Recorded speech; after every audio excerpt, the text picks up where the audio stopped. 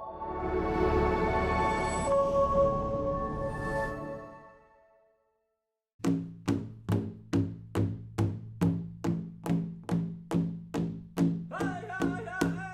we begin today, it is important to acknowledge that we are filming in Lloydminster on the border of Alberta and Saskatchewan in the heart of Treaty 6 territory.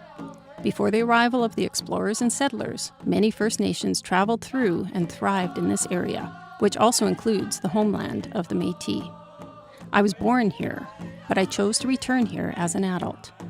And now, after unlearning what I was taught in public school in the 1970s and 1980s, and relearning a less whitewashed history of this place, I see this land and its stories through very different eyes.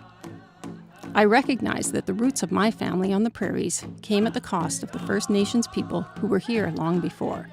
Their land was taken so that my ancestors could farm and build their lives in this place that became known as Canada. I cannot change the past, but I can try to move forward in a good way by sharing what I've learned about the Indigenous peoples whose teachings are woven into this land and all it encompasses. In this episode entitled Setting the Warrior Free, Mr. Fine and I continue our residential school discussion as we talk about the difference between active and passive resistance.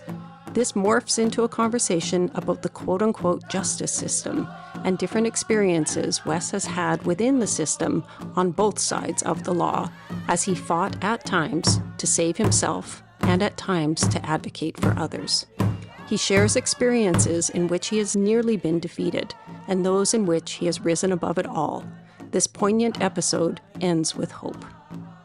Mr. Fine is sharing stories as he knows and has experienced them, which may differ from those told within other Indigenous communities and settler institutions.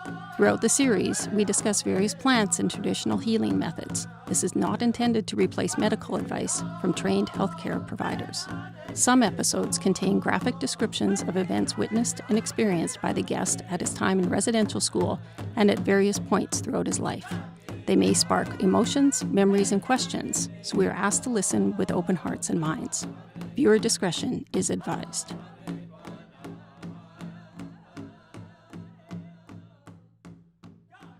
And there was, it was incredibly dangerous to be involved in any kind of active resistance, because you'd be identified and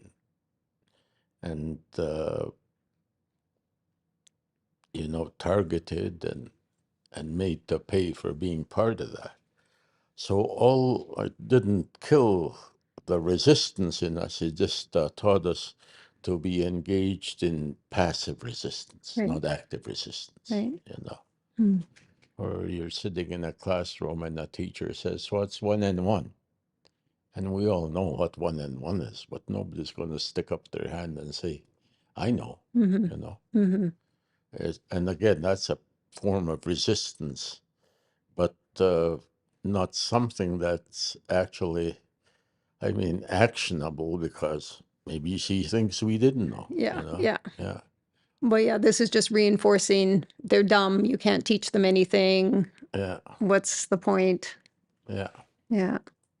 But also not recognizing that as children, you would have been taught to sit and listen and not actively seek the attention and opportunity to speak.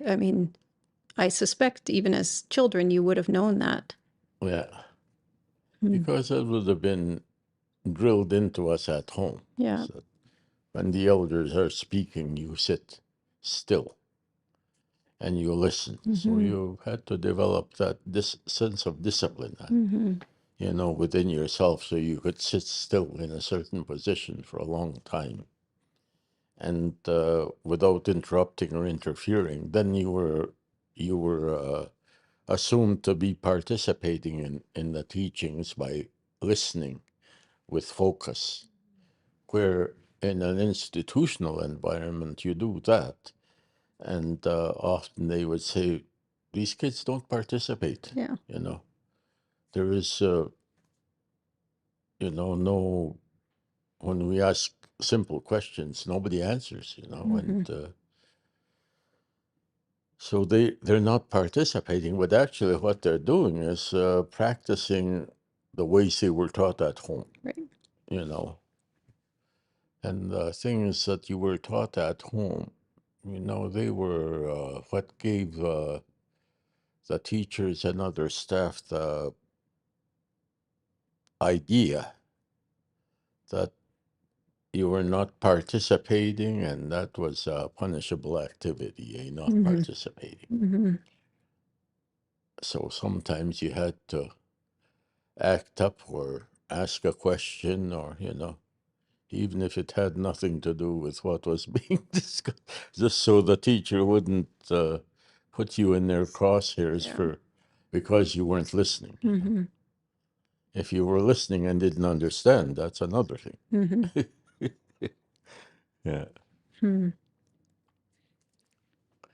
Yes. I mean, just totally different ways of different survival skills that we had to learn about. But I think of, that idea of passive resistance. We've talked a bit about, Indigenous people being charged with crimes and going into court and saying, yes, I did it. And, not contesting the charges, not going to trial, just confessing and taking the punishment and then moving on. Like, Whether they did it or not, yeah. and part of the reason for that, if you pleaded not guilty, then they would remand you. You'd go to jail anyway, Right. because they wouldn't say, okay, come back for court, and in the meantime, go home. Right. Oh, no, you're going to jail until your court date. Yeah. And the time you spend in remand might often be longer than what you would be sentenced to for what you had been accused of. Right. So yeah. So just say I'm guilty and get it people, over with. Okay, Mm-hmm. I'm guilty, sentence me and I'll do my time, and it'll probably be less than if it had remand time added to it. Mm-hmm. Mm-hmm. Yeah. Again, just kind of from experience learning about the system. It had nothing to do with guilt or innocence or laws or, But if it's an unjust system, you were doomed before you even began. So yeah, you were guilty anyway. You yeah. knew that as soon as the cop targeted you for something, you knew that you were going to be found guilty of whatever they could, find to charge you with, or just whatever opportunity, whatever they wanted to charge you with, that was their choice. And if they really disliked you, they could charge you with, a crime that had a heavier Mm-hmm. prison time attached to it. Because, it didn't matter if it was a fine. Nobody could pay their fines, Right. so it was jail time anyway, Right. and yeah, so it was just easier, plead guilty, do your time, and try to stay out of their crosshairs. Mm-hmm. Yeah. Hmm. It was not about justice. It was not about trying to fit in or trying not to fit in. It was a tool it was like a stick that they used against us. Yeah. So then how do people move forward, right? How do you move forward? How do you exist in Western society? How do you trust white people? How do you trust the government and government agencies? Yeah. I think it was more, I never learned to trust police because they can't be trusted. They were, they abused their position.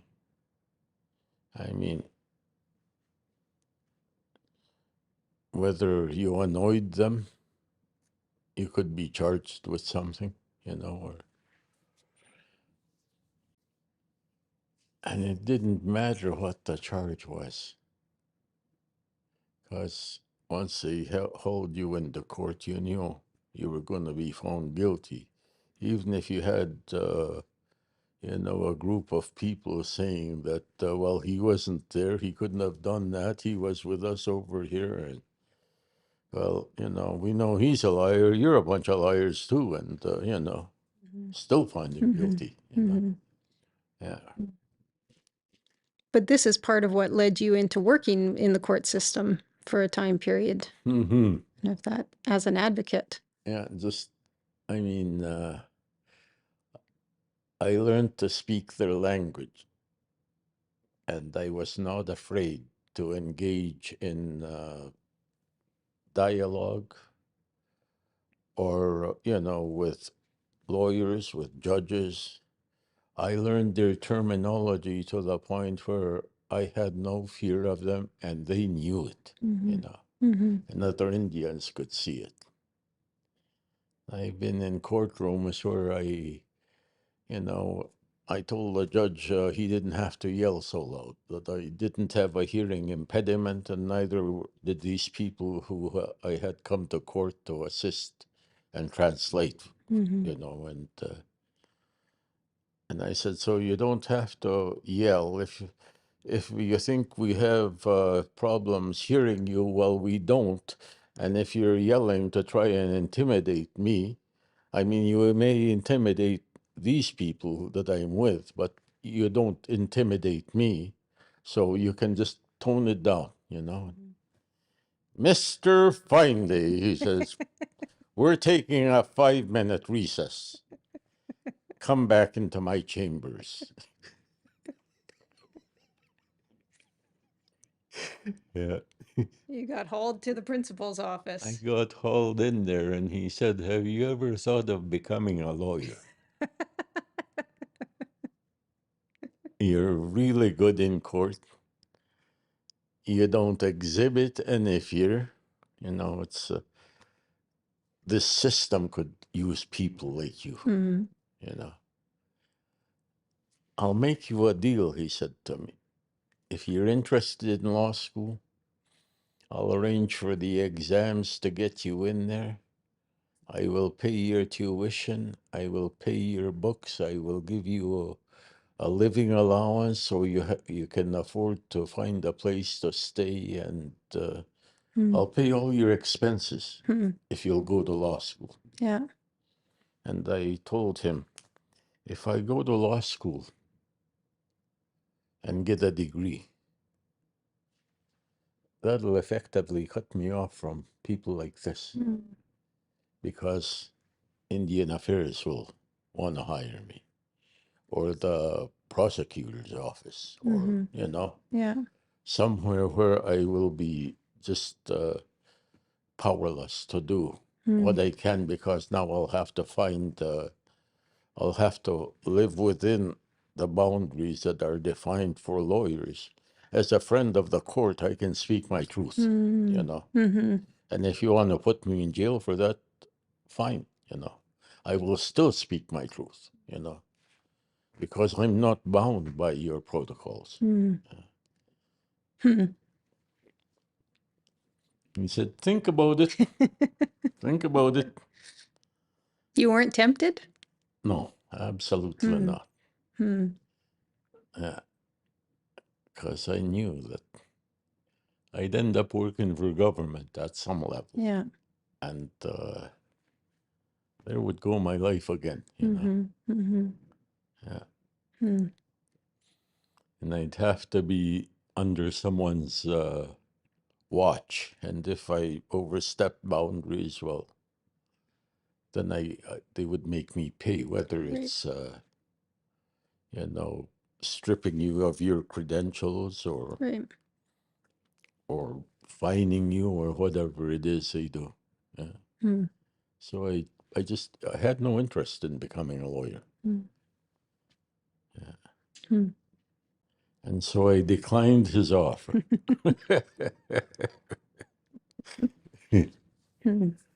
But too, having them say to the court clerk, bring him that Bible. Put your hand on there and swear to tell the truth, the whole truth and nothing but the truth. And I said, on this? the same Bible that that policeman put his hand on. Mm-hmm. And then I heard him tell all kinds of lies, you know. This doesn't ensure that you speak the truth, Yeah. you know. I have read some of the parts of that book when I was younger because I like the stories, but it doesn't bind my conscience to speak the truth. Right.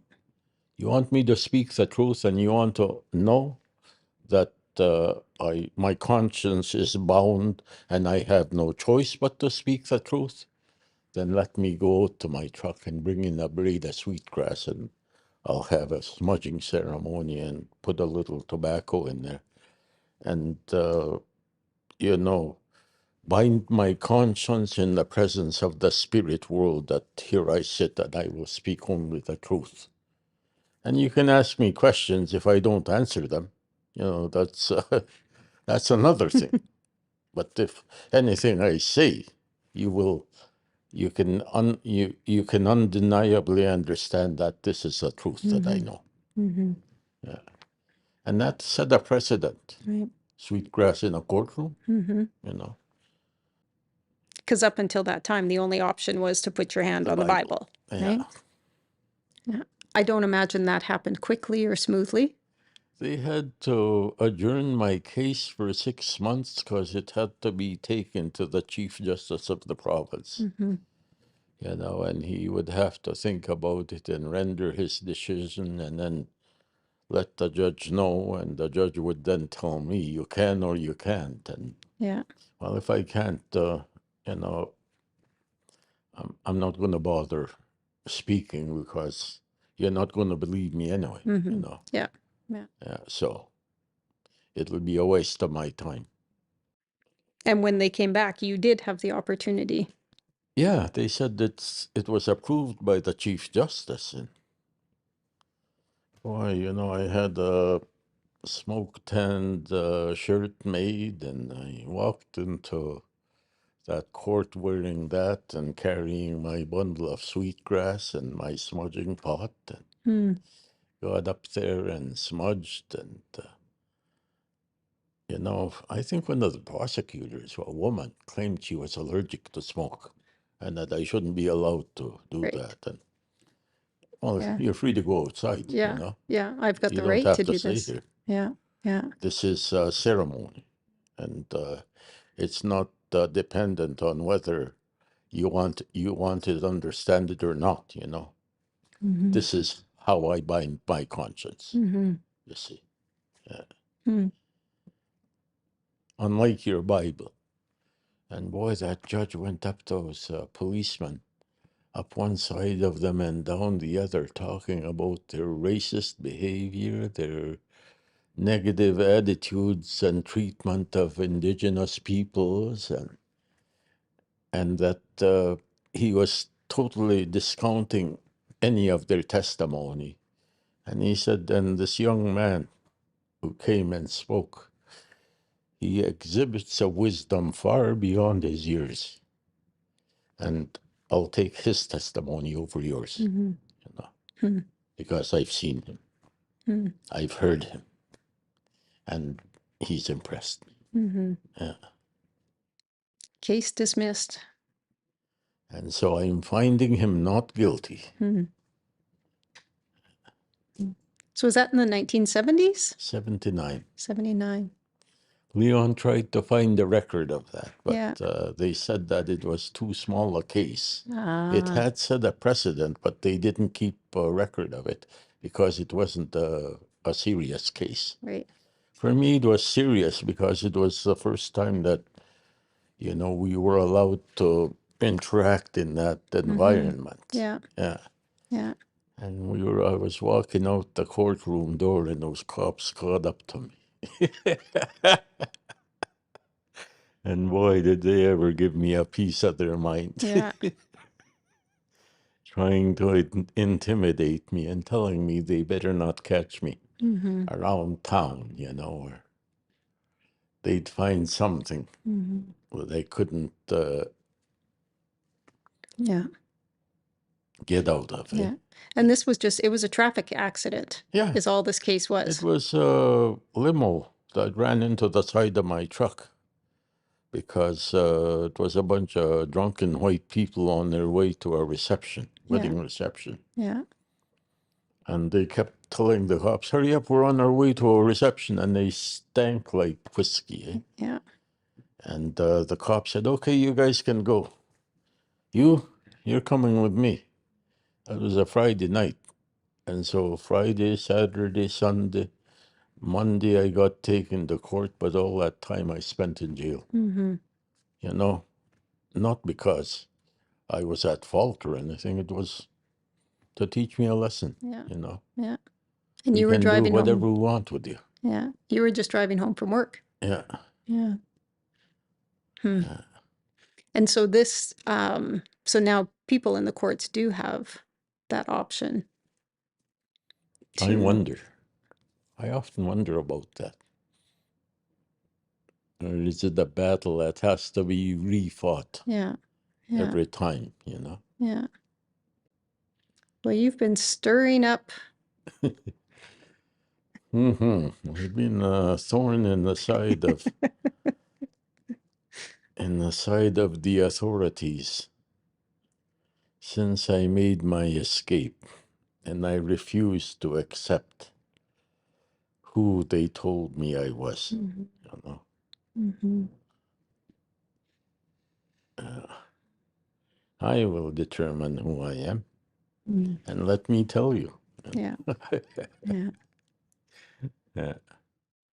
Yeah. But you think all of those children that they tried to break, right? How do you move forward and know who you are? Right? And it's a lot of work and faith. And so many people ended up being so broken, Mm-hmm. that it killed their motivation, their ambition, their thoughts, their emotions. I mean, everything. Mm-hmm. Yeah. And with that much damage, I mean, you want medication. Beer, wonderful. Yeah. Drugs, wonderful. Yeah. You know. Yeah. At least they block out Mm-hmm. this darkness that I don't want to keep remembering or revisiting. Yeah. You know. I can block that out with alcohol or with drugs, or until it gets so bad that you let it kill you, or you decide to kill it. Mm-hmm. Hmm.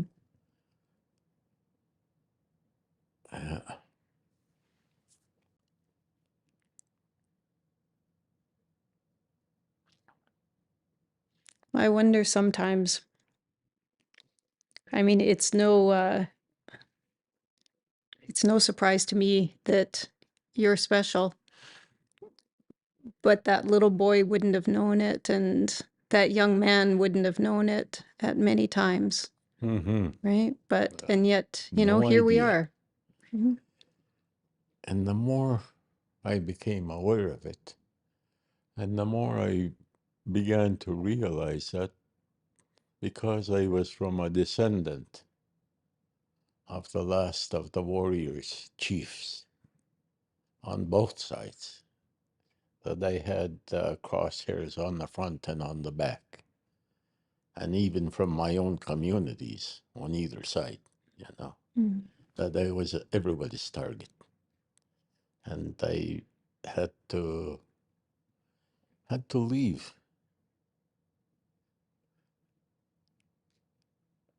And be away from home,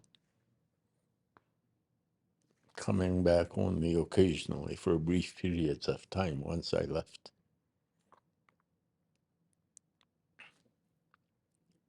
Yeah. I learned welding and became a welder. I dug ditches, I picked rocks, I picked roots, so I would have a little drinking and eating money. Yeah. But then when I got, jobs that were a little more skilled, like welding, nasty work, but it paid decently. I mean, from what I was used to anyway. And then from there, I got recruited to work as a court worker. When one of those people apparently in the court during my case was a court worker. And they went and told their bosses about this Indian who understands and doesn't back down from the system, and he knows his rights from his perspective. And I got a call from them, and they said, "Would you like to come and work with us?" You know, and I got tired of washing all the soot and dust out of my nose and ears every night, and so I went to work as a court worker. And I think about a year and a half into that, I became the Director of Court Worker Services for Northern Saskatchewan, where I was training court workers, and I was flying in and out of communities, and you know.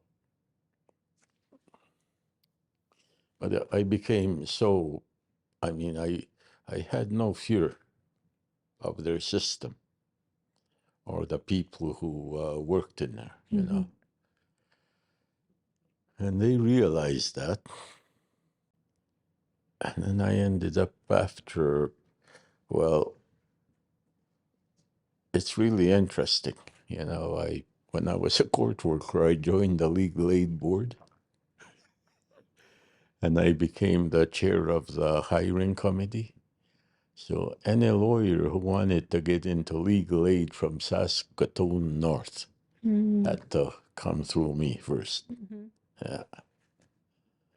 And there was one woman that we hired, and one of her references was a chief from the north. And after we had gone out for lunch or a drink or something after court one day, and she said, "Oh, I've always wondered, she said, what kind of a reference did that chief give me? Well, it was a pretty glowing reference to begin with," I told her. "And the drunker he got, the better you became." So that's why we hired you. I was checking your references and ran into the guy who gave you that reference, and went and had a few drinks with him. And the drunker he got, the better your references became. But by then I had already stopped drinking. Yeah. Yeah. But she thought that was quite hilarious. Yeah. Well, you've done some good work over the years. Mm-hmm. Wasn't easy. Rarely Always easy. in a certain direction. You know, I've hit bottom. So only one way to go. You know, up. They've tried to imprison me in a place where there are no opportunities, no hope, nothing. But I'm not content to stay there. I'll do whatever it takes. You know, I'll learn their language. They won't be able to intimidate me with their words or their thoughts, or, because I will understand them, and they throw in any kind of arguments, I'll have a counter argument, which will negate their perspective, or just simply point out that they're a bunch of racists, and it's not morally acceptable. It may be the law, but it's not morally acceptable,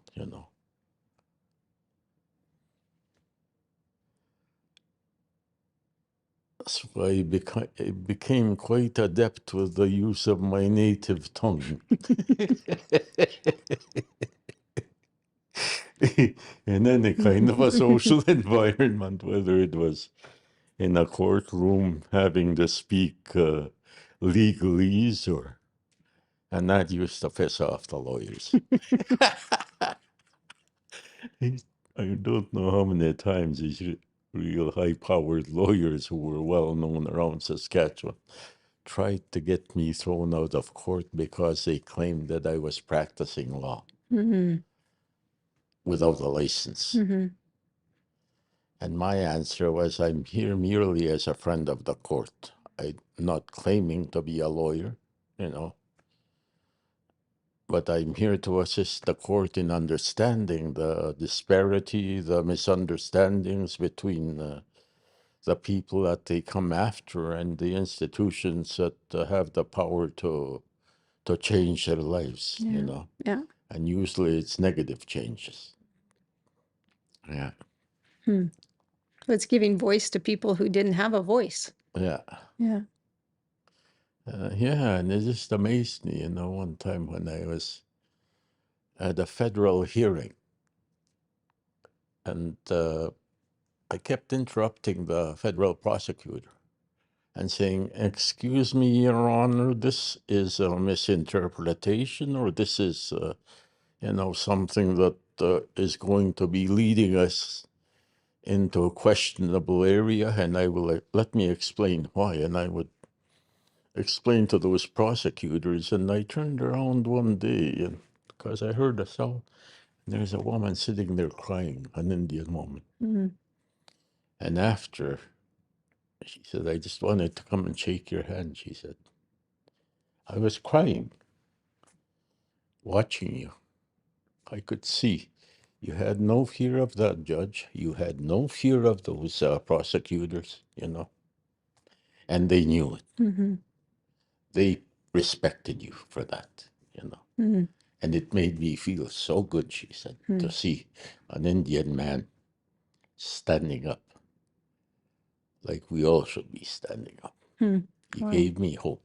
Yeah. Yeah. Wow.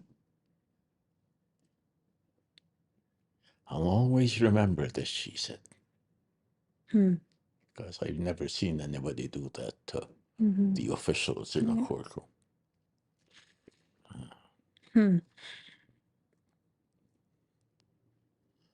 Just bring them to a halt and say, "One moment here. Yeah. Let me clarify a few things." And the bands that I was representing won their cases, you know, like to the tune of millions of dollars, because I wouldn't let those prosecutors misinterpret anything, eh? I think the outcome affected about 16 different bands from winning that case, because I was a translator, eh? And I was there as a friend of the court. And the judge said, "Can I put your name on a federal registry for translators? Because I want you in every case I'm involved with to judge about, you know, like to make decisions about. I want you in my courtroom so I can have some confidence I'm making the right decisions." And I said, what would they pay? "Oh, they'd give you $300 a day." I said, "Well, the band is paying me $1,500 a day. Why should I, Work for you. discount that for $350? And how often would I get called? You know? Yeah. Yeah. But these bands know who I am, and they're prepared to pay the $1,500 a day because that settlement is $6.8 million or something, you know. Yeah. And the lawyers are going to get a big cut of that. And so they're not afraid of reimbursing me for my services because they know the quality of my service. Yeah. And they know where my heart is. Yeah, and this is a more recent case. So, I mean, you made your way back to court decades later. Yeah. Yeah. But a couple of those cases I was involved in at the federal level. And both ended up really positive for the bands that we were working with. But I mean, that's using your voice in a good way. And, it's not protesting outside of a building or ranting on Facebook. It's, Yeah, I'm not fighting windmills outside. I've stepped into the institution and taken the battle to the front lines.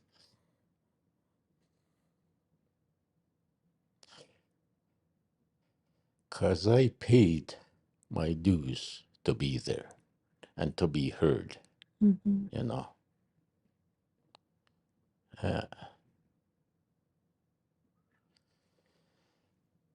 And when my son Max heard about all of these things that I had never spoke of, he said, Dad, I never realized the mountains you had to move.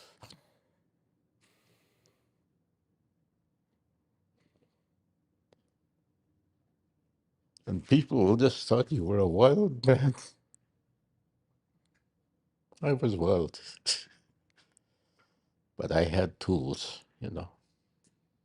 and I knew how to use them. And every time I aimed for something, I made sure it hit and that it caused something to turn in our favor. But he said, now I'm beginning to see the mountains you had to move just to get to be where you are. And he picked up where I left off. Yeah. but you've done that work so your family can benefit. And I mean, my family benefits from the work you've done. And, But they killed the child for a long time, But what they didn't realize is they were setting the warrior free. Yeah. Okay, you killed the child. Now you're going to have to deal with me. And I'm not easy to deal with. And for what you've done, you're going to pay.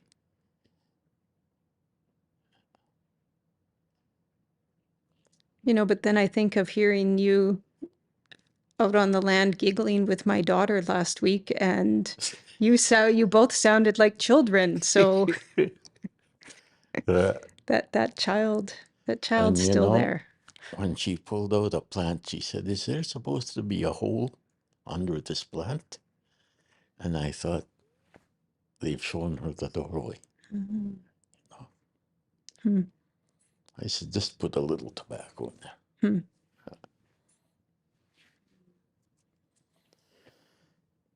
And I knew, this is going to go much further.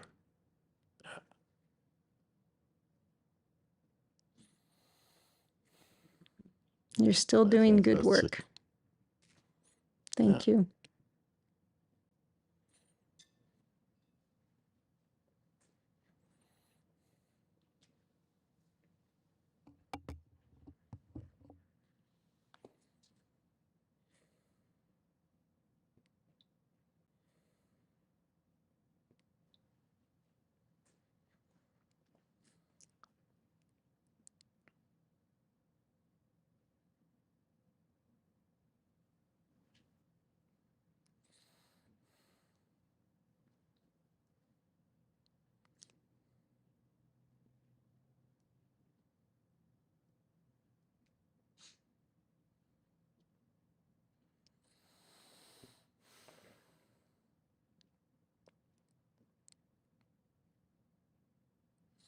Open stories. I thought I had slammed shut.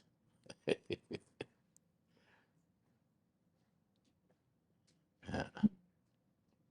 You okay? Oh, yeah.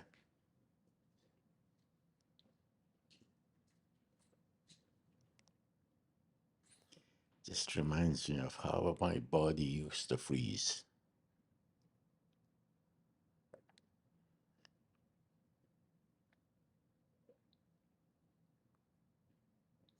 and how I had to free myself from that because I was too vulnerable in that state.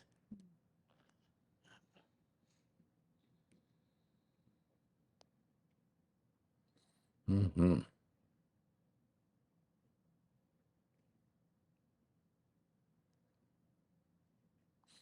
But that was a big thing, you know.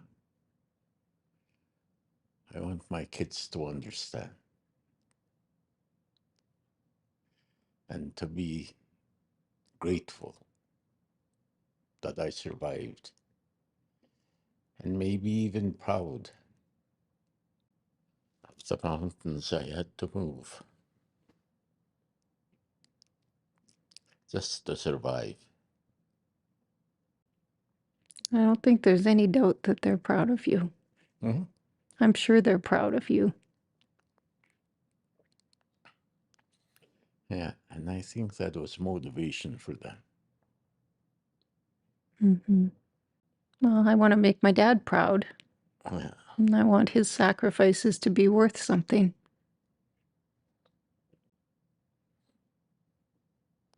Yes.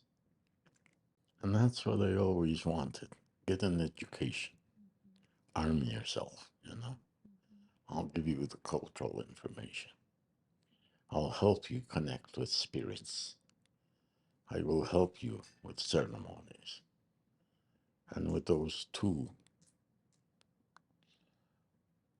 with the tools from both of those trails, you'll be able to open doorways and leap over walls and move mountains yourself, you know. But these things I had never spoken of to them when they were little, not until they were older, and they could see. Because my son Max, he said, nobody I know will debate with you. They're all terrified of you, you know, because they've seen what you've done to people who tried. Mm-hmm. And I think they've learned. So I learned to be terrifying in order to be heard.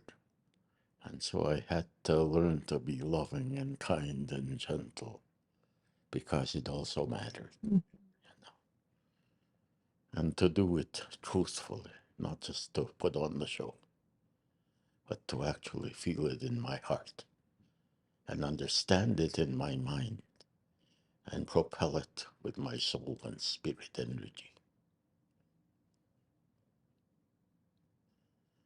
Bringing back the pieces.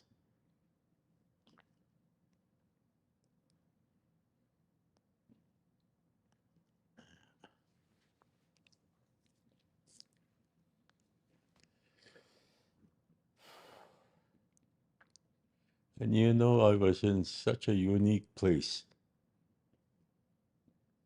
I couldn't find my relations anywhere in the dimensions I traveled in, or support.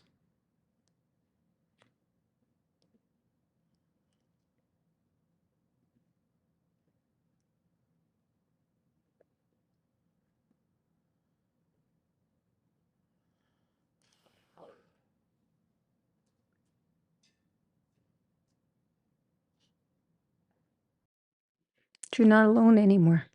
Mm-hmm. You're amassing a pretty strong army. An army of love and supporters.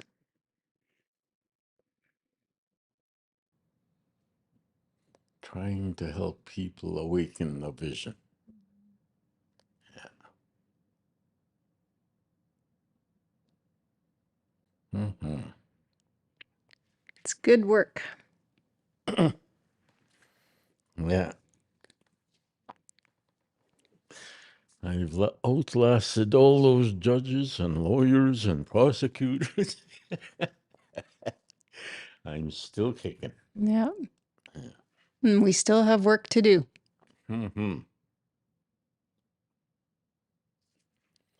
And it's not as challenging in that way, where if I make a misstep, it could mean my life, you know.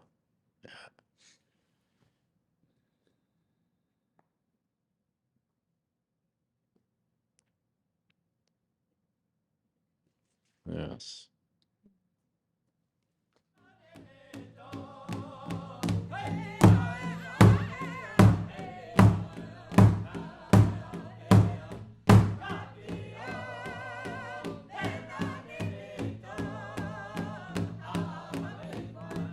Thank you for joining us. We look forward to continuing these conversations. Special thanks to Mr. Fine for sharing his wisdom and teachings. Much appreciation to the Lloydminster Public School Division Prairie Thunder Boys Drum Group for helping us to start and end each episode in a good way. We also want to acknowledge our friends and family and all those who have helped us along the way, including Startup Lloydminster for letting us use their space, Lakeland College for the equipment, and TELUS STORYHIVE for their support.